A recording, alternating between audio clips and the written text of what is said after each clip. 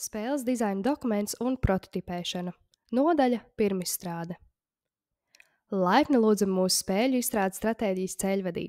Šajā videoklipā mēs pievērsīsimies spēļu dizaina dokumenta, GDD un prototipēšanas nozīmei.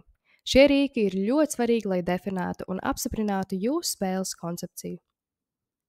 Spēles dizaina dokuments. GDD kalpo kā spēles izstrādes plāns, skaidri paziņojot dizaineru vīziju visiem komandas locekļiem un ieinteresētajām personām. Tas nodrošina, ka visi ir viensprāts par spēles mērķiem, mehāniku un kopējo dizainu. Prototipēšana. Prototipēšana palīdz apstiprināt, vai sākotnējā vīzija vai spēles koncepcija ir dzīvotspējīga un var tikt pārvērstas spēlējamā spēlē. Tā ļauj atklāt jaunas idejas un turpināt koncepciju attīstību. Tā var arī palīdzēt atbildēt uz jautājumu, kas notiktu, ja es pievienotu šo funkciju. Atkārtojiet ar zemākām izmaksām.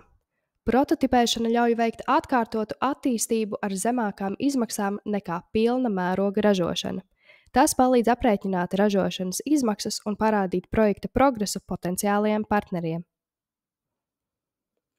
Izveidojiet GDD un prototipu, un tad jūs varat nodrošināt, ka jūsu spēles koncepcija ir labi definēta un apstiprināta. Sekojiet līdzi, lai uzzinātu vairāk padomus par spēļu izstrādi un dizainu. Tagad varat nesteidzīgi izvēlēties sev tīkamāko metodi un izvērtēt savas idejas, lai atrastu visdaudzsološāko.